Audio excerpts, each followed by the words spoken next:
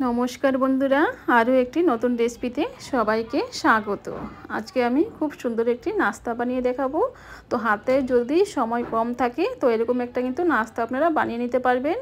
দেখতেও সুন্দর আর খেতেও কিন্তু খুবই ভালো লাগে, আর হেলদিও, কোনো রকম তেল ছাড়া কিন্তু ওটা আজকে বানাবো।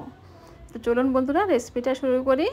তো আমি এখানে নিয়েছি হাফ বাটি টক দই, এখন দিয়ে দেব 1 বাটি সুজি।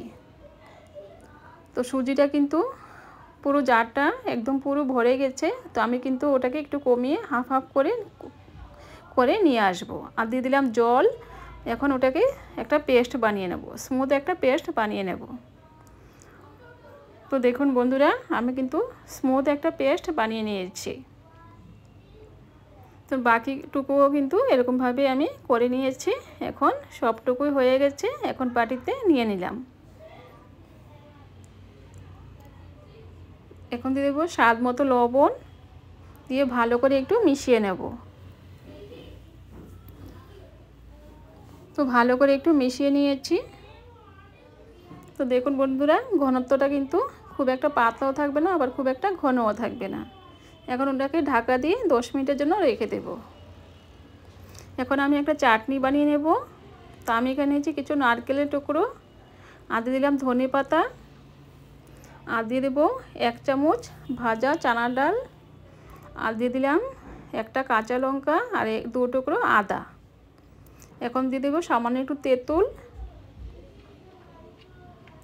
আর দিয়ে দেবো স্বাদ মতো লবণ, আর দিয়ে দেবো 1 চামচ চিনি। এখন সামান্য একটু জল দিয়ে একটা পেস্ট বানিয়ে নেব। তো একটা দেখুন বন্ধুরা, স্মুথ একটা পেস্ট কিন্তু আমি বানিয়ে নিয়েছি। এখন একটা বাটিতে নিয়ে নেব। এখন একটা আমি তড়কা বানিয়ে নেব। তো আমি এখানে গরম তেল নিয়েছি। এখন দিয়ে দেব হাফ চামচ সর্ষে, হাফ চামচ জিরে, গোটা জিরে। এখন দিয়ে দেবো একটা শুকনো লঙ্কা ভেঙে। এখন ভালো করে একটু এগুলোকে ভেজে নেব।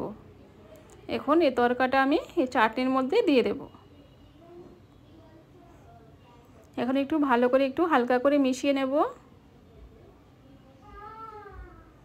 এখন ওটাকে সাইডে রেখে দেব।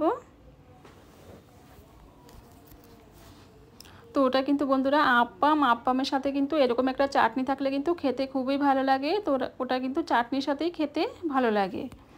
তো এখন ওটাকে সাইডে রেখে দেব। এখন যে ব্যাটারটা বানিয়ে রেখেছিলাম সেটা দেখে নেব।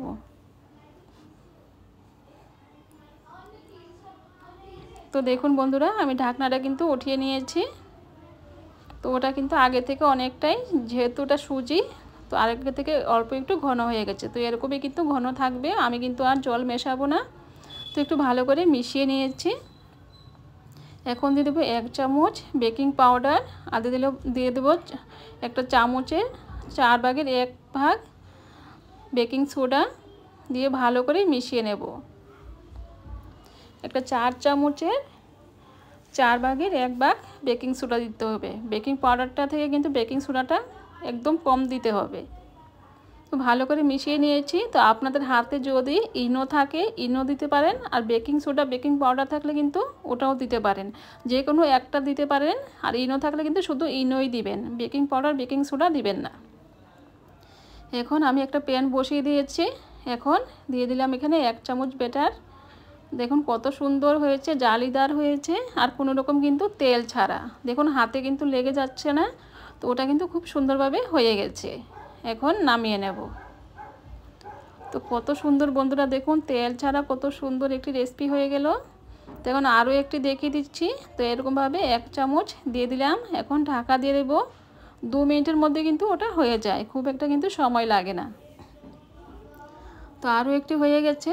তো দেখুন বন্ধুরা কত সুন্দর। তো সবগুলো কিন্তু এরকম জালিদার হবে। তো এরকমভাবে কিন্তু আমি সবগুলো বানিয়ে নেব। তো দেখুন বন্ধুরা, আমি কিন্তু সবগুলো বানিয়ে নিয়েছি। তো এখন একটা প্লেটে রেখে দিয়েছি। আর এখানে যে চাটনিটা বানিয়ে রেখেছিলাম সেই চাটনিটা সাইডে দিয়ে দেব। তো দেখুন বন্ধুরা, দেখতেও কিন্তু কত সুন্দর লাগছে, আর খেতেও কিন্তু এই রেসিপিটা খুবই টেস্টি হয়। এখন আপনারা কিন্তু ইচ্ছা করলে উপরে একটু পাওভাজি মশলা বা ম্যাগি মশলা, যে মশলায় থাকে একটু সামান্য একটু উপরে ছিটিয়ে দিতে পারেন বা একটু লঙ্কার গুঁড়ো দিতে পারেন, তাহলে কিন্তু দেখতেও সুন্দর লাগবে, খেতে কিন্তু আরও ভালো লাগবে। তো দেখুন কতটা সফট হয়েছে আর স্পঞ্জি হয়েছে। একটা ভেঙে দেখাচ্ছি কত সুন্দর হয়েছে বন্ধুরা, দেখুন। এখন চাটনি দিয়ে কিন্তু ওটা খেতে খুবই ভালো লাগে। তো বন্ধুরা, আজকে আমার এই রেসিপিটা যদি ভালো লেগে থাকে আমার চ্যানেলটাকে সাবস্ক্রাইব করে আমার পাশে থাকবেন, আর লাইক করতে কিন্তু বন্ধুরা একদম ভুলবে না। তো আজকে এই পর্যন্ত।